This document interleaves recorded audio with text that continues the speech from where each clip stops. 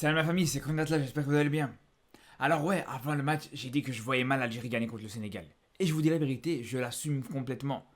Et si c'était à refaire, je dirais exactement la même chose, je changerais même pas un seul mot. Et parce qu'au bout d'un moment, je vais être honnête avec vous, quand j'ai vu ce résultat, quand j'ai vu que le Sénégal avait battu l'Algérie, parce que j'ai d'abord vu le résultat avant de voir le match, et je vous dis la vérité, bien sûr que j'ai été très surpris. Mais c'est normal que je vais être surpris. L'Algérie a joué avec quasiment tous ses milieux de terrain qui étaient absents. Elle a joué contre une équipe championne d'Afrique, contre une équipe qui vient de battre le Brésil, contre une équipe qui a plus perdu à domicile depuis 11 ans. Donc au bout d'un moment, ceux qui te disent ouais, j'étais sûr et certain que l'Algérie allait battre le Sénégal, je suis désolé, mais j'y crois pas une seule seconde. Pour moi, c'est un exploit. Pour moi, c'est vraiment une grosse surprise. C'est une énorme performance de la part de l'Algérie d'avoir été gagné ce match au Sénégal. Franchement, et c'est clairement un des matchs références de l'Algérie depuis très longtemps. Quand on voit tout ce qui était en faveur justement de cette équipe algérienne, quand on voit les difficultés que pouvaient avoir les Algériens sur les matchs précédents, mais c'est sûr et certain que voilà, un match pareil était pas du tout attendu. En tout cas pour moi, je suis tout à fait honnête avec vous. Même si attention, autant, je vous dis la vérité encore une fois, ce résultat me surprend, ce match de l'Algérie me surprend, même dans le contenu, on va en parler. Mais ce qui fait que l'Algérie a gagné ce match, c'est ce que j'avais dit justement dans ma vidéo d'avant-match, c'est que la seule chose qui pouvait jouer en faveur de l'Algérie pour cette rencontre contre le Sénégal, c'était justement le fait que quand l'Algérie est dos au mur, quand l'Algérie est pas favori, quand l'Algérie part, entre guillemets, perdant sur un match, c'est là où cette équipe algérienne est la plus forte. On le sait très bien et on l'a vu par exemple à la CAN 2019, pour citer que cet exemple-là. Et pour le coup, c'est exactement ce qui s'est passé sur ce match. Parce qu'avec toutes les circonstances qu'ils avaient en leur faveur, le Sénégal était clairement favori. Et c'est ce qui fait que j'ai trouvé vraiment que cette équipe algérienne était transcendée. On l'a vu sur ce match, on a vu une intensité vraiment qui était impressionnante pour un match amical. À tel point qu'ils ont complètement dégoûté les Sénégalais sur ce match. Les Sénégalais, les pauvres, ils en pouvaient plus. T'avais un joueur sénégalais qui avait le ballon, t'avais des fois 4-5 joueurs algériens autour de lui. Et d'ailleurs, c'est quelque chose qui s'était très bien vu, parce que autant, justement, cette intensité, ça permettait aux Algériens de récupérer des ballons très hauts, ça permettait justement d'empêcher les Sénégalais de progresser avec ce ballon, mais surtout mentalement, ça fait prendre un avantage énorme à l'Algérie, parce qu'ils ont clairement fait sortir les Sénégalais de leur match. Quand on voit le nombre de fautes qui ont été commises par les Sénégalais, des fautes de frustration justement, et d'ailleurs on l'a aussi vu avec les sauts d'humeur de Sadio Mané. Franchement, je pense que j'ai jamais vu Sadio Mané autant énervé sur un match. Et ça, on l'a vu pendant la rencontre, avec des fois où il dégageait le ballon par frustration, ou même après le match où, clairement, il a poussé un journaliste qui voulait lui poser une question. Je vous dis, je me rappelle vraiment pas d'avoir vu un jour Sadio Mané autant énervé sur une rencontre. Et pour le coup, justement, le fait que, comme je vous dis, les Algériens ont su faire sortir les Sénégalais de leur match. Les Algériens ont su mettre un petit peu de nervosité dans le jeu sénégalais, mais ça a carrément été décisif au final, parce que justement, l'ouverture du score algérienne, elle vient d'une faute commise bêtement par la défense sénégalaise. Après, attention, je pense que le fait que l'Algérie a pris un avantage sur le plan mental, c'est vrai que c'est grâce à l'intensité qui a été mise par le jeu algérien, mais je pense aussi que c'est à cause de l'historique entre les deux équipes. Parce qu'on sait que le Sénégal a peut-être un petit complexe, j'ai envie de vous dire, par rapport à l'Algérie depuis quelques matchs. Avec cette canne qui a été confisquée au Sénégal par l'Algérie en 2019 par exemple. Et justement, peut-être qu'avant le match, on aurait pu croire justement, et moi le premier c'est ce que j'ai cru, que le Sénégal aurait pu être transcendé par ça. Justement, ce petit sentiment de revanche. Mais on a vu que ça a été vite le contraire plus qu'autre chose. D'ailleurs, même en dehors de l'intensité qui a été mise dans le jeu algérien, s'il y a un élément aussi qui a pu justement rajouter cette frustration du côté sénégalais, qui a pu faire encore plus sortir les Sénégalais de leur match mentalement, c'est aussi le grand match du gardien algérien. Et là, au bout d'un moment, il faut parler de ses prestations, parce qu'il enchaîne les matchs, les uns après les autres. Après, c'est pas forcément contre des adversaires très relevés, donc on ne tire pas énormément d'enseignements. Mais quand on voit le nombre d'arrêts qu'il a pu faire sur Mané ou sur Jackson, ça a vraiment aidé justement cette équipe d'Algérie à prendre cet ascendant psychologique. Parce que c'est vrai que quand on regarde sur les 20 premières minutes, on a vraiment senti une domination nette du côté sénégalais. On a vraiment senti des occasions qui étaient à sens unique. Des occasions uniquement côté sénégalais. Mais au fur et à mesure du match, justement avec le fait que le gardien algérien a pu être décisif plusieurs fois, ça a permis justement à l'Algérie de rester dans le match et surtout de rentrer dans ce match une fois pour toutes, en commençant aussi à se procurer des occasions, en prenant petit à petit la confiance, en allant chercher de plus en plus haut, en allant presser de plus en plus proche du but sénégalais. Et on a vu justement, là où l'Algérie est vraiment rentrée dans ce match, là où on a senti que l'Algérie pouvait gagner ce match, c'était justement en fin de première mi-temps, avec la grosse occasion de Bounedjah sur le ballon qui arrive à récupérer Zerouki dans les 30 mètres du Sénégal. Et ça, c'était décisif pour moi, ça a été vraiment le tournant du match, je trouve. Et pour le coup, quand on parle de cette intensité algérienne, autant je trouve qu'elle a été hyper efficace, je trouve qu'elle a vraiment montré du danger, que ce soit sur le côté technique que sur le côté mental, Mais d'un autre côté, il y a eu une certaine prise de risque à ce niveau-là. Une prise de risque assumée, c'est vrai, mais d'un autre côté, voilà, c'est vrai que ça a donné aussi certaines occasions au Sénégal. C'est vrai que justement, quand tu voyais 4-5 joueurs pressés sur le porteur du ballon au milieu de terrain, mais c'est sûr et certain que tu avais intérêt à récupérer le ballon, parce qu'à ce moment-là, tu n'as plus personne pour couvrir derrière. Et ça s'est vu justement sur une situation où Zerouki rate son tacle et juste derrière ça donne une grosse occasion au Sénégal. Mais après, si je dois citer une chose très importante qui a vraiment fait la différence dans ce match, alors je vous dis la vérité, c'est l'intégration des nouveaux joueurs d'un côté et de l'autre. Parce que quand on compare par exemple tout simplement Ndiaye et Shaibi, Ndiaye ça fait beaucoup plus longtemps qu'il est dans son équipe. Il fait partie de cette équipe du Sénégal depuis plus longtemps que Shaibi. Et pour le coup, autant on peut dire par rapport à Ndiaye que vraiment il fait des matchs encourageants, il fait des très bonnes prestations, il arrive à être hyper précieux pour le Sénégal dans le jeu. Mais d'un autre côté, on voit que Shaibi, même s'il a beaucoup moins de matchs, je pense qu'il est à sa 3e titularisation, mais il a une avance considérable. Déjà que sur son premier match, sur sa première rentrée, il te fait déjà une passe décisive. Et là contre le Sénégal, pour sa 3e titularisation seulement, il arrive à te mettre un but contre le champion d'Afrique. Et là, toute la différence.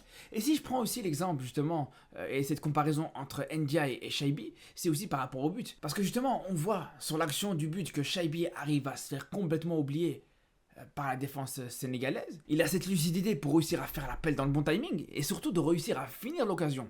Et c'est pas une occasion facile à faire, surtout que le jeu de tête, c'est pas forcément son jeu de prédilection. Par contre, de l'autre côté, t'as Ndiaye justement qui oublie complètement Shaibi sur ce marquage. Et c'est vraiment ce genre de petits détails qui a fait vraiment la différence dans ce match. Après, voilà, ça n'empêche pas que le Sénégal a montré des belles choses aussi.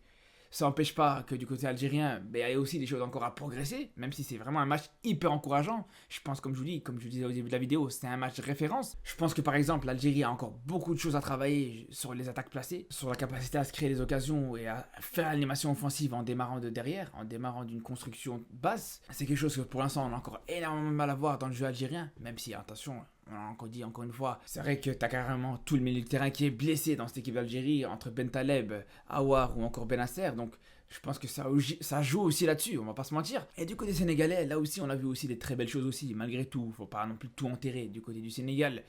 Je pense que le nombre d'occasions qui ont été créées, elles sont pas anodines. Moi j'ai beaucoup aimé par exemple le jeu de Sabali dans la verticalité, cette capacité à pouvoir trouver Jackson et lui procurer énormément d'occasions. Même sur le plan défensif, un joueur comme Niakhaté, il a vraiment fait un très bon match. Et on a vu justement par rapport à son duel avec Bounedjah, il a su prendre l'ascendant plusieurs fois. En tout cas, on a vraiment hâte de retrouver ces deux équipes à la prochaine trêve internationale. Franchement, on a vu des très belles choses. Après, pour ce qui est de ce Tunisie-Égypte, alors je vous dis la vérité. Avant, j'avais horreur des matchs de la Tunisie. Franchement, cette équipe, je pouvais pas me la voir, je vous dis la vérité. Maintenant, pour être honnête avec vous, je trouve que c'est une des équipes en Afrique qui propose le plus beau jeu. Alors vous allez peut-être me dire que j'exagère, mais dans ce match de la Tunisie contre l'Égypte, je me suis régalé. Si il y a quelques années d'ici, on m'avait dit que dans un match de la Tunisie, j'allais voir des sombreros, j'allais voir vraiment des buts construits de A à Z, comme sur le deuxième but, où le but il vient des 16 mètres tunisiens, où t'as vraiment une longue séquence de possession, avec 6 passes qui se font en tout, pour au final que ça se finisse au fond. Alors vous allez me dire, ouais, c'est avec un CSC que ça finit au fond, mais d'un autre côté, les gars, ce CSC il vient pas par hasard. Ce CSC, il vient justement de Keshida qui vient déborder. Et là, pour le coup, franchement, si on m'avait dit il y a quelques années qu'on allait voir les latéraux tunisiens, ou même les pistons tunisiens, si vous préférez, déborder comme ça, se retrouver vraiment dans des positions aussi hautes, j'y aurais jamais cru. Si on m'avait dit il y a quelques années qu'on allait avoir une équipe de la Tunisie, avec toute son équipe dans le camp adverse, avec seulement 3 joueurs dans le camp tunisien, alors que cette équipe mène 2-1 à la 60e minute, j'y aurais jamais cru. Et c'est pour ça, vraiment, je vous le dis, ce match de la Tunisie contre l'Égypte, c'est vraiment un très beau match. J'ai vraiment été agréablement surpris, je me suis vraiment régalé, comme je vous dis. Et au-delà de ça, vraiment, quand on voit justement l'animation offensive, quand on voit le système dans lequel cette équipe de Tunisie a joué, pour moi, c'est un système vraiment très bien choisi. Ce 3-4-3 qu'on a pu voir dans ce match-là, c'est un système qu'on a envie de revoir. Et là aussi, c'est intéressant parce qu'en temps normal, si tu avais vu une équipe de la Tunisie avec un système, avec 3 défenseurs centraux, ben, tu serais dit, voilà, ça va être un bon 5-4-1 avec une ligne de 5 défenseurs, une ligne de 4 milieux de terrain pour bien bétonner et avec une organisation bien sûr dans un bloc bas. Mais là c'est pas le cas. Là t'as 3 défenseurs centraux, puis t'as les latéraux ou les pistons qui vont monter très haut, qui vont déborder énormément. Et justement ça a apporté énormément de danger dans la défense égyptienne. Et le match de Keshida il l'a bien montré. Et le CSC qu'il arrive à provoquer du côté égyptien, pour moi, il n'est pas du tout anodin. C'est parce qu'il se trouve dans cette position, c'est parce qu'il arrive à déborder et se trouve dans cette position où il a la possibilité de faire un centre dangereux et qui permet et qui pousse justement la défense égyptienne à l'erreur. Après, ce que j'aime bien aussi dans ce 3-4-3, au-delà des pistons qui débordent beaucoup, qui apportent beaucoup de danger sur les couloirs, ce que j'aime beaucoup, bien sûr, c'est ce double pivot au milieu de terrain. En fait, quand t'as Laïdouni et Skiri dans l'axe au milieu de terrain, t'as absolument pas besoin d'un milieu de terrain en plus. Et c'est ça qui est intéressant, c'est que ces deux joueurs-là se suffisent à eux-mêmes. Ces deux joueurs-là font le travail et se complètent tous les deux. Et le fait que je ne sois pas obligé justement de leur rajouter un milieu de terrain en plus, ça te permet d'avoir une attaque à 3.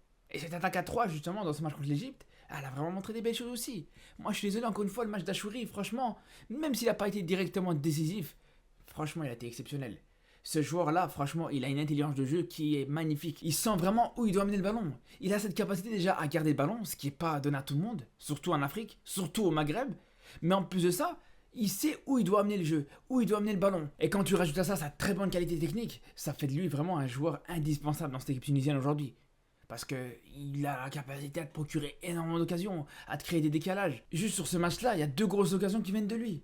Alors peut-être qu'il n'a pas été directement décisif dans ce match, contrairement justement à Ben Ramdan. Mais je vous dis la vérité, je préfère quand même le match d'Achouri à celui de Ben Ramdan. Parce que ok, vous allez me dire, Ben Ramdan, il a réussi à mettre une passe décisive. Mais d'un autre côté, regardez les ratés qu'il fait. Par exemple, une occasion comme ça, où n'importe qui aurait cadré, ben lui, tout simplement, il te l'envoie 3 mètres au-dessus.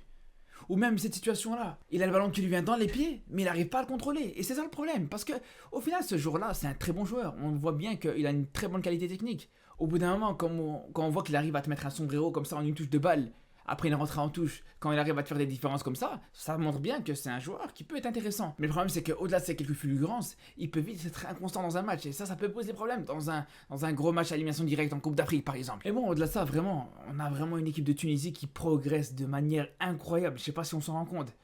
Parce qu'il y a une semaine d'ici, c'était le match contre le Botswana. On s'est dit, bon, c'est juste le Botswana, c'est normal. Mais là, qu'il t'arrive à te sortir un match comme ça contre l'Égypte, franchement, ça montre ça témoigne très bien, encore une fois, de cette très belle progression de la Tunisie. Et c'est pour ça qu'eux aussi, on a hâte de les revoir sur les prochains matchs, sur les prochaines trêves internationales et sur le match contre le Japon d'ailleurs. Sur ce, moi je vous dis à ce soir pour parler des matchs qu'on a pu voir hier, que ce soit le match du Maroc, le match de l'Algérie, le match de la Tunisie. Bref, on se dit à ce soir en live sur Twitch et surtout d'ici là, prenez soin de vous.